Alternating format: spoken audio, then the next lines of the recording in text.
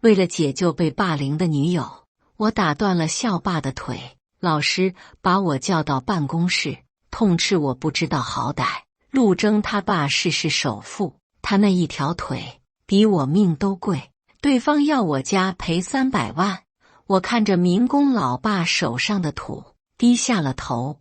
我爸却突然摘下了手表，说：“告诉他们不用找了，多的算精神损失费。”接下来开始我们本期故事，记得点击订阅并开启小铃铛。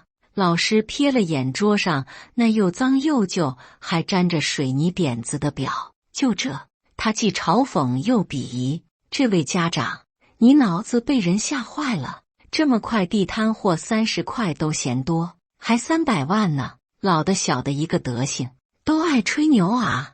自尊被他踩在地上摩擦，我的3叉神经都在冒火。正当我打算教他怎么说话，我爸拉了我一把，那双大手粗糙的像工地上的沙堆。急什么？老师啊，既然手表不收，还有什么办法吗？老师被我吓得退了一步，骂道：“有什么办法？人家要求赔不起钱，就向全校师生道歉，然后麻利滚蛋退学，打工还债啊！”我爸哦了一声：“不行啊，孩子这学还是得上，要不只能和我一样干点力气活。老师，您看看能不能通融通融？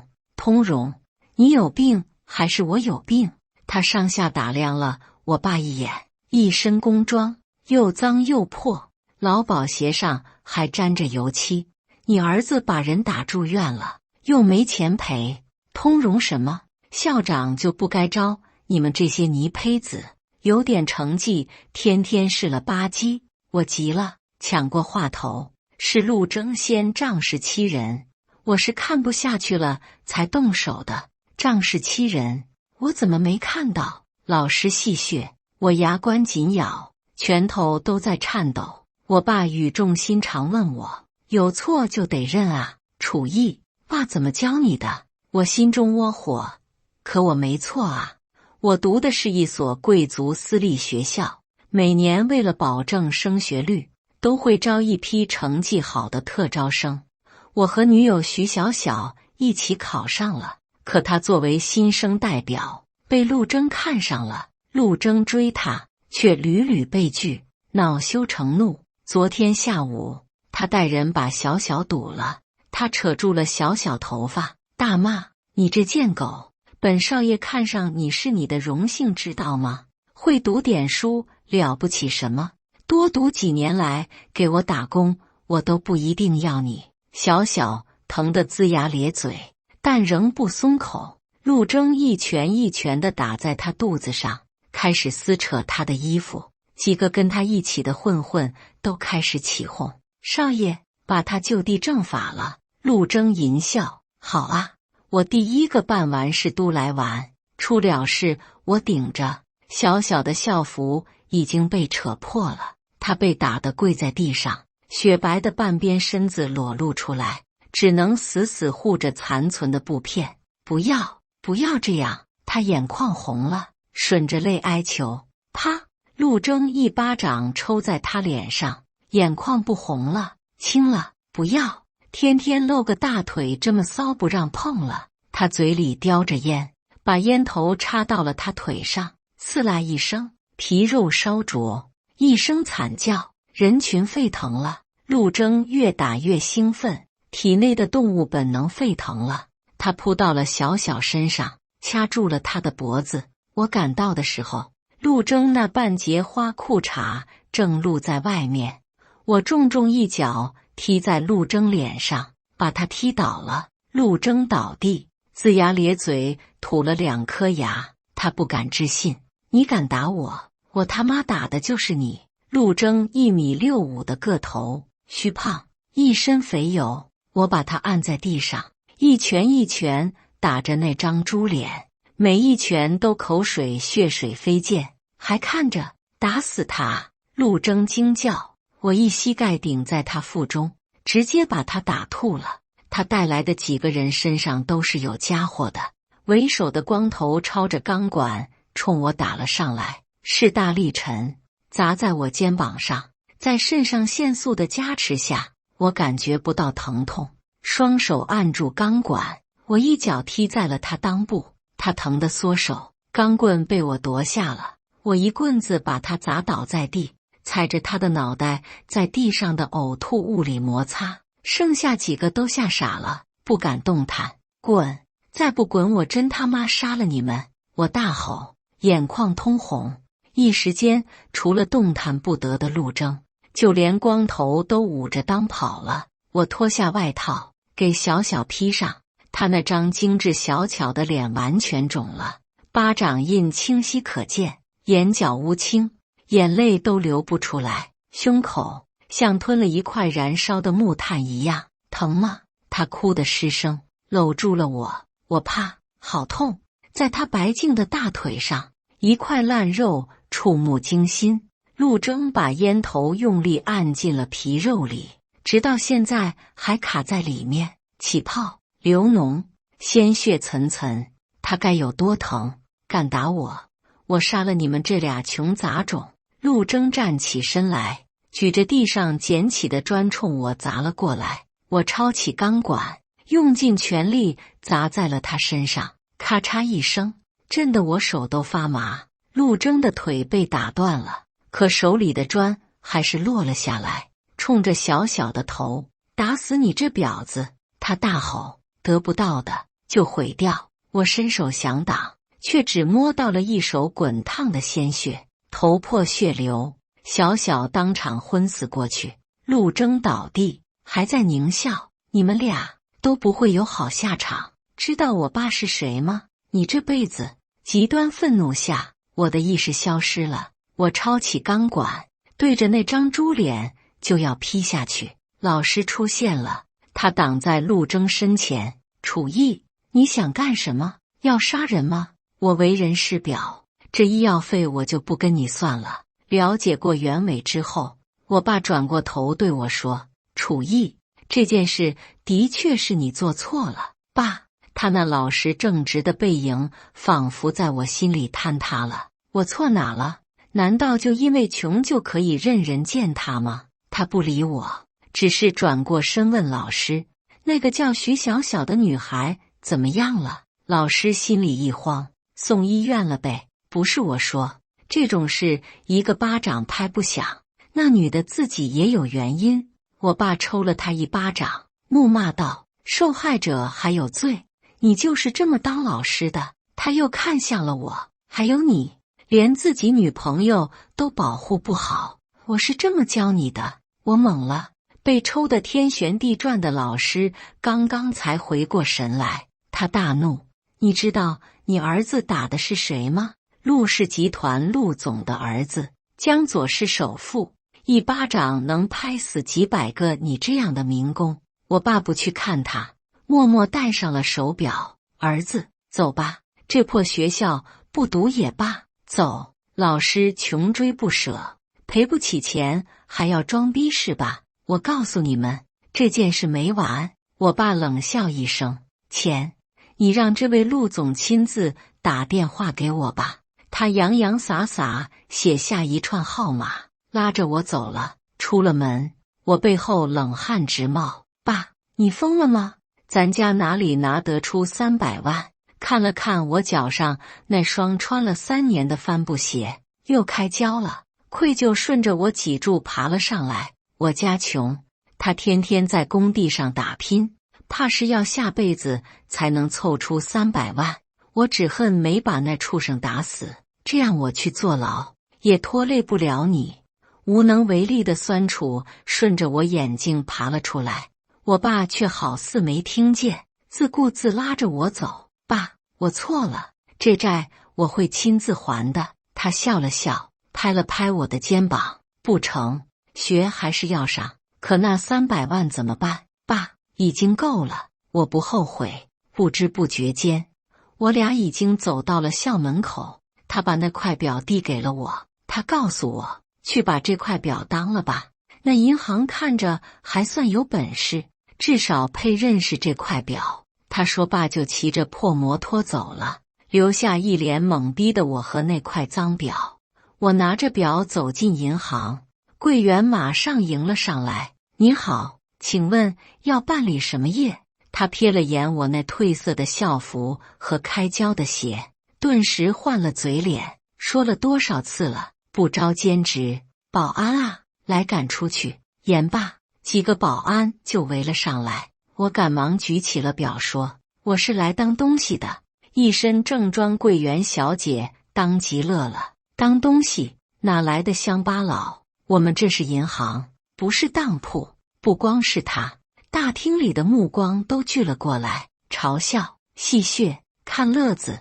我恨不得钻到地里，愣着干什么？赶人啊！他大声使唤着。人群中独独有一个人出声了：“慢着，小朋友，你这块表是哪来的？”说话的是个老人，杵着拐杖。银行经理搀着他一同出来了。柜员当即恭敬了起来：“李先生，经理。”二人都不理他，径直找上了我：“小友，你这表是？我爸刚刚嘱托过，若有人问起来，就说 RSTX 8899。”老人那眯缝的眼睛突然瞪大了，比我还圆。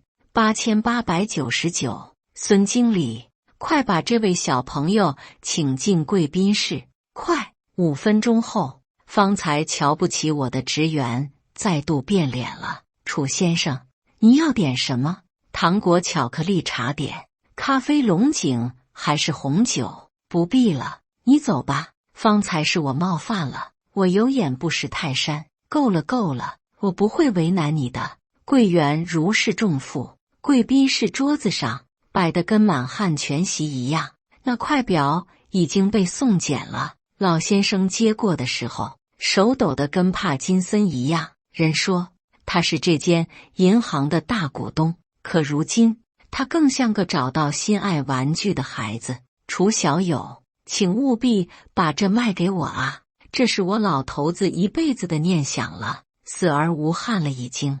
我心中一惊，这表当真如此厉害？我小时候尿床还给他弄湿过呢。我强装镇定，学着讨价，好说好说，可价格不便宜啊。那是自然，尽管开口，老头子就算把这银行给你都行。穷玩车，富玩表，李老头更是个爱表如命的有钱人。孙经理在一边胆战心惊，毕竟可能就要交接老板了。我心里不安。从前我一直以为这表是地摊上淘的歪货。我试探地举起了3根手指，在我认知里，一个表再贵，300万也很勉强吧？什么？他大叫，太多了吗？可以小刀啊！我慌乱慌张地找补，只要我3000万，你再给我老头子做慈善呢？3000万！他直接抱住了手表，怎么也不肯撒手了。一口价对吗？买定离手了啊！小孙，现在立刻马上取钱，10分钟内凑不到你就给我滚蛋！孙经理唯唯诺诺地走到了我边上。先生，你要现金还是储蓄卡？支票？3000万，现金怕是比我都重。300万现金，剩下的储蓄卡吧，给我个黑袋子呗。闻言，孙经理立马冲出了贵宾室，速度之快，像个体考的学生。整个银行忙碌了起来。8分钟后，一个黑色手提袋和一张黑卡摆在了我面前。李老先生非要和我合影，那表已经清洗保养过了，露出了它原有的高调奢华。你帮了我这么大个忙，我李定文欠你个天大的人情。李定文，学校门口有块牌子，上边明谢的校董李，这老爷子排在第1位。他又问我，敢问小友父亲名姓方便透露吗？我笑了笑，如实道，我爸叫楚灵泽，一个民工，不值1。话没说完，老先生扑了上来，搭住了我的肩膀。楚小友，咱们俩从此就是忘年交了，改天介绍我孙女给你认识。从银行出来以后，我打算直奔医院。我说我拿着300万上街，心里不安。李老头直接把他的专车和司机打包送我了。少爷，我们到了。他一路把我送到了病房门口。我说我要见我女朋友，能不能别跟我了？他点头，随即只是站在了门口。小小床前，几个护士都很为难。放开我，我要出院！他大喊着。小小伤得很重，头上缠着纱布，缝了10几针。医生说他至少得住院1个月。见我来了，他更是拿枕头蒙住了脑袋。别看我，我胸口碎了一样心疼，上去抱住了他。怎么了？不想见我吗？他当即就哭了，嚎啕不止。臭！别看我，医生说我可能要一辈子破相了，手术费、住院费都好贵啊！楚毅，我要出院了，好不好？奶奶已经没有钱了，我和小小是邻居，她家境很差，爸爸抛妻弃子，母亲早亡，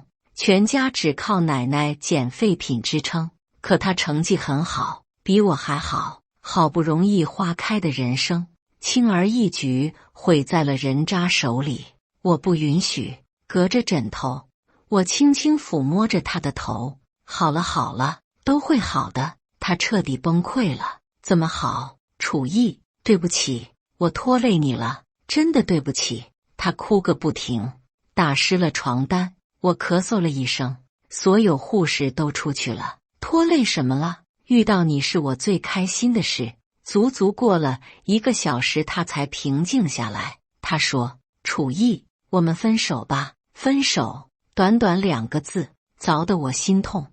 为什么？我忍不住问道。他撇开枕头，崩溃大吼：你看看我这张脸！陆征的那块砖头不仅砸得他头破血流，更是砸得他鼻梁骨断裂。为了缝合手术，医生剃掉了他1半头发。那张脸现在高度水肿，像个外星人。他家穷，歪在一边的鼻梁还凑不起手术费，脸上深深浅浅的指甲印都是他自己留下的。我心一酸，恨不得替他承担这一切。楚毅，你可以选更好的，不要在我身上浪费人生了。曾经她很漂亮，可茫茫人海中她只选了我。我们从5岁就认识了，她是我人生中唯一的信标。不，你就是最好的。我抱住了她，本就纤细的身子骨更瘦了。会好的，都会好起来的。好？怎么好？这鼻子至少要20万手术费。楚毅，你不该为我付出那么多。她的眼泪鼻涕蹭了我一脸，自己反倒疼得直抽抽。我笑笑说，那除了这个，你现在最想要什么？她哭累了，趴在我肩膀上。我想吃巧克力冰淇淋。我一挥大手，门口的司机立即冲了进来。少爷，有何吩咐？马上去把10公里内的巧克力冰淇淋都给我买来，有多少要多少。顺便拿着我的卡，把这医院最好的医生都给我喊来。半小时后，整个城的权威医生都来了，从整形科到妇科、妇产科，他们围着徐小小研究。司机把我的话转述给了李定文。李老头子一通电话就搞来了这么大阵仗。小小拉着我的手抖个不停。这是怎么回事？你疯了？乖，我没疯，是发了。妇产科那俩先给我出去，我们俩还没结婚，不合适啊。手术被安排在了下午，由最好的整形科大夫主刀。看着他被推进手术室，我心里一阵翻涌。他如此痛苦，罪魁祸首此刻却正躺在私人医院里逍遥快活，岂有此理？正想着，老师打了个电话来：喂，楚毅啊，每天道歉会还是得来啊，别以为退学了就没事了，不来我保管你这辈子都读不上书。说完他就挂了。我在心里咬牙切齿。一出医院门，几个凶神恶煞的混混找了上来。你他妈就是楚毅，少爷吩咐了，让我们来打死你。他们手里攥着小刀和球棒，好汉不吃眼前亏。何况我手里提着300万，我正想跑，背后也被人围住了。想跑，怕了。他拿出手机，录起了视频，跪下来，叫我们家少爷一声爹，就放过你。小混混哄堂大笑，我紧紧攥着拳头，打起来，大概我真的会死。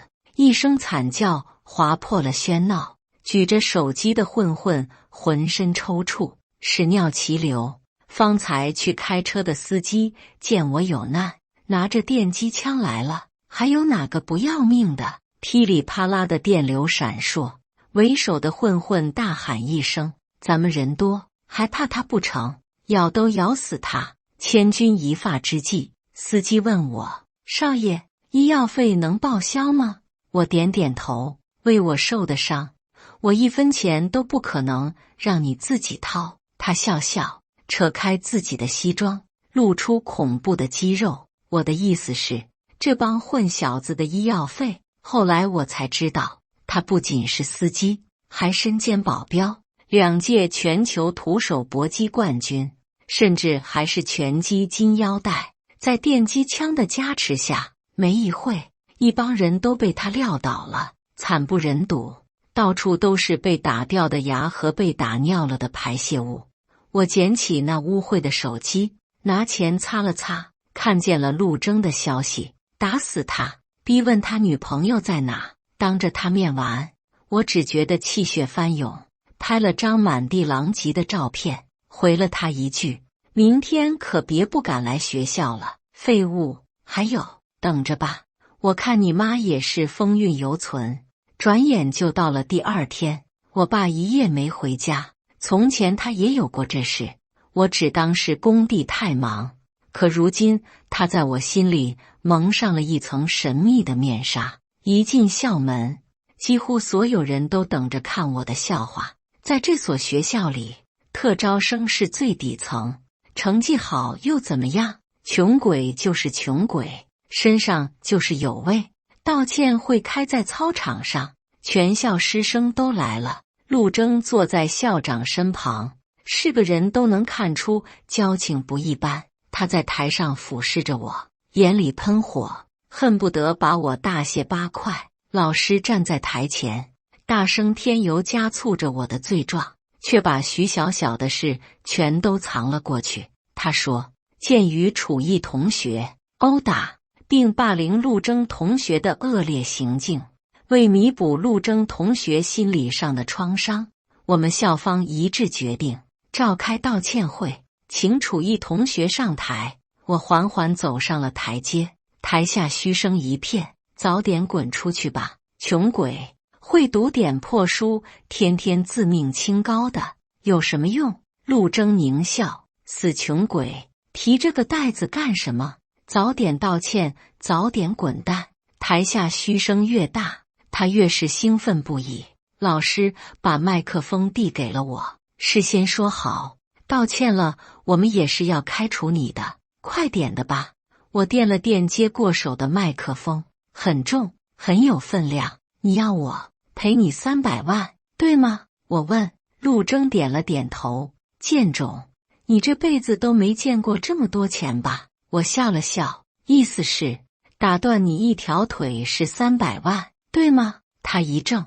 我打开黑色手提包，里边满满当当，全是钱。老子先付你300万，等把你3条腿都打断了，再付给你900万。不等老师反应过来，我已经扑了上去，一脚踹碎他腿上的石膏。陆征疼得惨叫，我握着麦克风，朝着夹板固定之处砸了下去。骨头断裂的声音通过麦克风传遍了全场。陆征能听2次，一次骨传导，一次耳朵。他脸都涨红了，嚎叫着：“你他妈好大的狗胆！老子一定弄死你！”我不管不顾，接着打。手里的麦克风成了极为顺手的锤子，锤了几下，它坏了，电流闪烁，附上了一层魔法攻击。老师又扑了上来，还想救主，我连人带狗一起打。楚毅，老子他妈一定开除你！你竟敢这样！台上的诸位都吓傻了，愣是没人敢拦。故障的麦克风依旧传递着声音，带着巨大的电流声。我的话语回荡在操场的每个角落。开除我！我他妈的是退学了，懂吗？陆征被打得都快昏过去了，开始哭爹喊娘起来。爸妈，救救我啊！我一把拽住了他的肥头大耳。你爹在这呢，叫谁呢？住手！台下有人高声大喊，几个保镖冲上来把我拉住了。陆征哭喊着：爸，他打我，你都不打我，他敢打我！陆征他爸陆海气的后槽牙都快碎了，仍是强装淡定。小朋友，你这可是把路走窄了啊！陆海一上台，所有老师包括校长都站了起来。他是校董会，是他们的上司。我被2个保镖架住了，像是一扇猪肉一样被展示在台上。陆海装得很有风度。诸位，犬子的事且不说了，只说今天这位同学的行为是多恶劣，多影响校风校纪。我看啊，不仅应当开除，还必须留案。稍后我还要报警，将其刑拘起来。他振臂高呼，到底是个企业家，一呼百应。开除！开除！开除！校长见状，忙接过麦克风，说道：显而易见，今日我校正式决定在此开除处等等。又一声音从台下传出，不似陆海那般中气十足，却让所有人脸色巨变。校长更是像条哈巴狗一样迎了上去。李老先生，您怎么来了？李定文摆了摆手，示意他少来这套。这儿这么热闹，我可不得来凑凑。他径直走到了我面前。楚小友啊，你这不告诉我可不够意思了啊！昨晚我可和你爸喝过酒了，往后发达了别忘了咱老李家啊！陆海被晾在了一旁，面色沉沉。他冷道：李老，什么风把您吹来了？你认识这孩子不成？李定文点头，不管认识，我和他素有交情，还他妈嫁着人。这是学校还是黑社会啊？年纪虽大，气势惊人。2个保镖顿时腿软，手一松。陆海的脸色吃了屎一样难看。您这是什么意思？要保人？影响这么恶劣，开除是一定的。李定文顿了顿，全然不触他。我没什么意思，就是这是另有隐情罢了。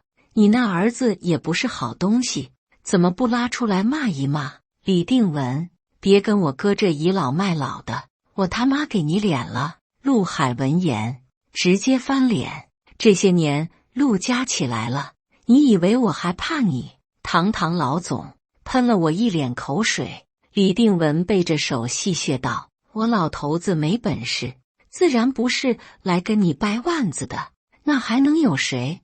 在这江北，我还没怕过谁。陆海气急，他和李定文一直很不对付。李定文嗤笑：只许你儿子拼爹？任楚同学没有爸爸吗？说罢，我爸也从台下走了上来，还是那副打扮，劳保鞋、迷彩裤、紧身 T 恤，一身都是黄土水泥，和一身名牌的陆海比起来，堪称蛤蟆和月亮。不好意思啊，各位，工地上赶工期了，加班了一晚上呢。他嘿嘿直笑，台下顿时爆发出一阵嘲笑声。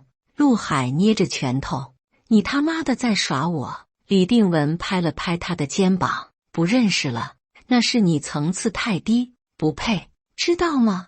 我爸自顾自拿起了麦克风：今天啊，我是要给大家宣布2件事。其一呢，是这座学校要改名了，改成什么呢？我还没想好。反正呢，台上这帮子老师，我是都要开除了。空气死一样的安静，率先爆发的是笑声震天。哈哈哈，这老头谁啊？